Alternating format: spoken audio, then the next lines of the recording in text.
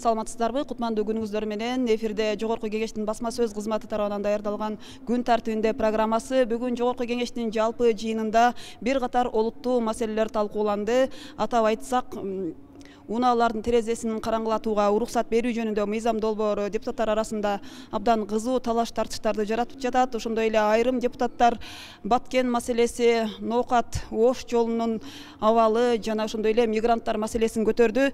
Мына ушул проблемалар боюнча эл өкүлдөрүнөн кененирээк комментарий алабыз. Алдыдагы 10 мүнөттө биз менен болуңуздар. Динара Ашимовна, биз билгенден сиз ушу биринчилерден болуп, шайлоочуларыңызды кабар алыш үчүн орус чергесине барып, мигранттардан кабар алып келиптирсиз.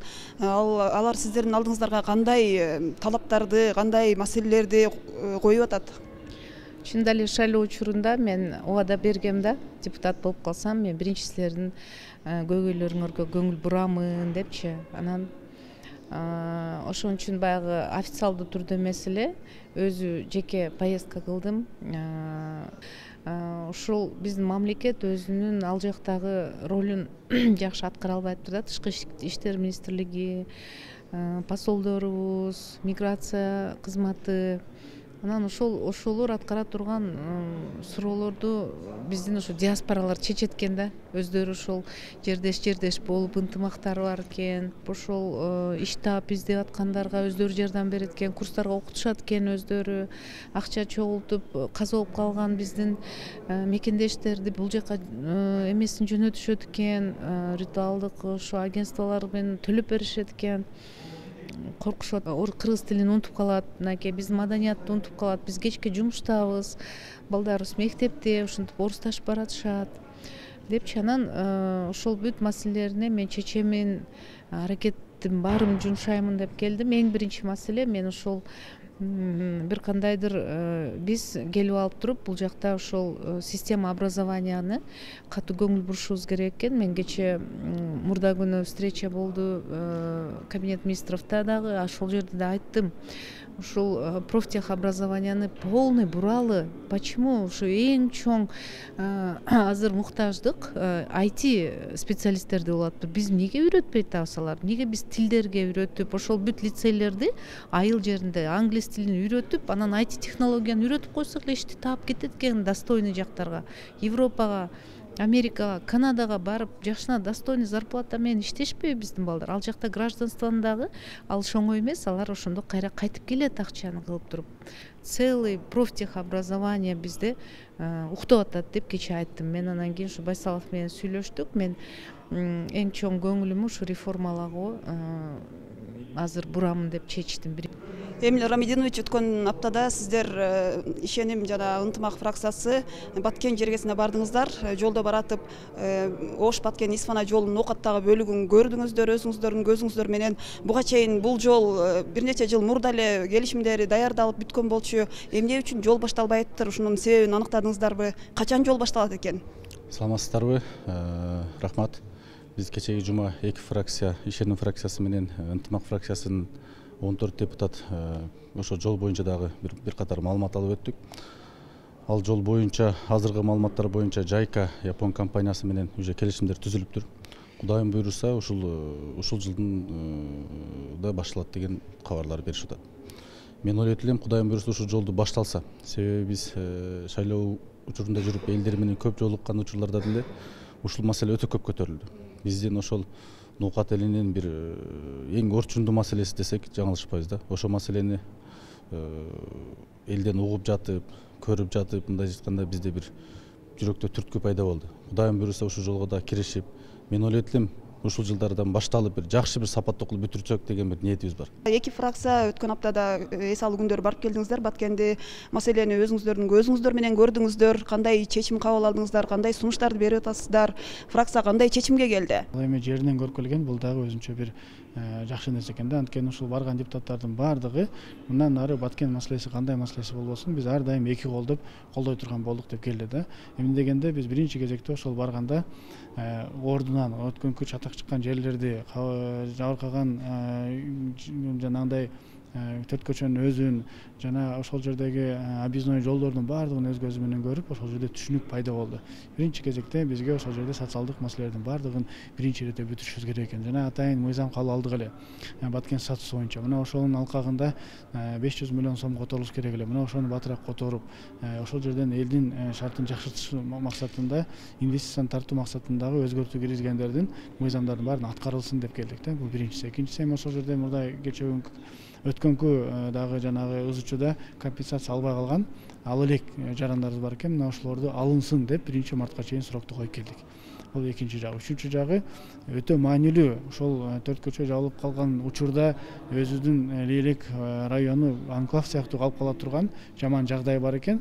Бирок ошонун объездной жолу бар экен. Мына ошо 23 километр жолу дагы деле курулur эле экен. Мына ошого тез арада акча бөлүнүп курулсын деген дагы бир маселени койдук. Андан сырткары Баткендин өзүнүн дагы объездной бир жол бар экен, Карабах аркылуу. Мына ошону дагы перечинге киргизсин деген чечимибизди кабыл алдык. Дагы бир чечимибиз эми баягы кетип атып Нокат аркылуу кетип калдык эле. Баягы Нокатта буга чейин көп маселелер көтөрүлүп келди эле. Мына ошону дагы мамлекет тездетсин. Анткени болгон эле болбогон эле бир бюрократтык өкмөттүн маселелери боюнча жол курулбай атканына өз көзү менен да көрүп келдик да. Кийинки жумаларда жогорку кеңештин жалпы токтомун кабыл алабыз. Мына ошол жерде дагы ушулардын баарын камтып кетебиз жана башка дагы маселелерди депутаттардан түшкөн сунуштарды алып кетебиз да. Ошол. Медер Кубанычевич, бүгүн күн тартибинде нотариат жөнүндө мыйзам долбооруна өзгөртүүлөр киргизилип атыптыр. Ушул мыйзам долбоору боюнча сиздин оюңуз кандай? Кандай өзгөртүүлөр киргизип атат? Нотариат мыйзам негизи бүгүнкү күндө иштелип чыгышы керек болуп атат. Ошого өткөндө комитетте жумушчу топ түзүлдү, макулдашуу топ. Өйдө ылдый мыйзамды карап чыгып, бүгүнкү замандын талабына жооп бере турган ал жумушчу топко депутаттык корпустан бир нече депутаттар аталган комитеттен мүчөлүк кылып киришти. Ошол эле учурда өкмөттүн өкүлү, президенттин өкүлү, юстиция министри да киришти. Эми биргеликте бир тегерек стөлдө отуруп, Кыргыз Республикасынын жарандарына максималдуу түрдө ыңгайлуу, түзүк шарттарды түзүп берүү максатында нотариатка байланыштуу жол-жоболорду иретке салат деп ишеничтемин. Мен өзүм дагы кошо кирдим. Себеби белгилей кетишим керек. Өзүмдүн жон терим менен сескен нерсем. Мисалы үчүн дайыма нотариалдык иш-чараларды кылууга келгенде мен мамлекеттик нотариусту тандайм да. Бишкекте мисалы үчүн 4 район: Свердлов, Октябрь, 1-Май, Ленин 4 району бар. 4-өн тең юстиция министрлигинин мамлекеттик нотариаттары бар. Жеке нотариуска барсаң, машиненин нотариалдык иш-чараларын кылууда же үйдү, кыймылсыз мүлктү же бир нерсени мамлекеттик эмес нотариустарда жеке. Мисалы үчүн 1000 сомго кыла турган нерсени мамлекеттик нотариуста 70-80 сомго бүтүрөсүң. Бирок кезек абдан чоң. Ошол жерде иштегендердин эми алар деле түшүнсө болот. Айлык акылары төмөн, кезек чоң, ошого байланыштуу адамдык фактор орой сүйлөшөт, кагып силкип коет келген кардарлардычы. Ошончо ушуларды иретке салайлы деп атабыз. Жөнөкөй карапайым калкка мындай жеңил, тез, ошол эле учурда акчасын үнөмдөй турган эң биринчи максат ошону мыйзамды иретке келтирели деген ниетибиз бар. Унаалардын терезесин караңгылатуу боюнча мыйзам долбоору абдан кызуу талаш тартыш болуп атат. Кээ бирлери уруксат берели деп атат, кээ бирлери жок деп атат. Негизи буга чейин ушу жол кырсыгынын көптүгүнөн улам тыюу салынган болчу да. Азыр эмне себептен кайрадан ушул нерсени киргизип атышат? Эми мен дагы азыр жаңы эле тиги экономика министринен да сурадым бул боюнча. Булар айтып атат экономиканы көтөрүү депчи. Эң башкысы биздин элдин коопсуздугу маанилүү биз үчүн. Анан эми баазы боюнча да өзүңүз суруктуңуздар 30 миңден 50 миң сомго чейин дейт. А бизге деген жаштар ошол эле канча кишилер кайрылып атат. Анда бул боюнча да элди экиге бөлүп коюп атат. Бай кедей деп. Мисалы азыр көпчүлүк катмар бизде бир 10 миң долларга чейин машиналар тебишет, айдашат. Ремень безопасности деген бар. Аны тонировканын ичине кантип көрөт? Экинчиден телефон менен сүйлөшөсүң. Ал мыйзамын. Ал кантип көрөт? Биз аны да көтөрдүм. Үчүнчүсү алдыга балдарды отургузуп алат. Аны кантип көрөт? Мына көрдүңүзбү? Булар үч нерсени учтевать этпей туруп эле тонировканы кабыл алып, экономиканы көтөрүү жолун деп бул жагын карашкан жок да. Ким уруксатсыз караңгылатып алса, аны 60 миң сом айып пулу боюнча сөз көтөрүлүп атат да. Эмне себептен дегенде эми бирөө мына жана бюджетке акчасын төлөп атат, лицензия уруксатын алып атат. Анан уруксат албагандар жөнүн каңгырап атат. Ошондо эми максималдуу түрдө айып пулун коюу боюнча маселе көтөрүп атабыз. Бирок административдик кодексте эң максималдуу 17.500. Ошону кодекске өзгөртүү киргизип анан азыр айттык.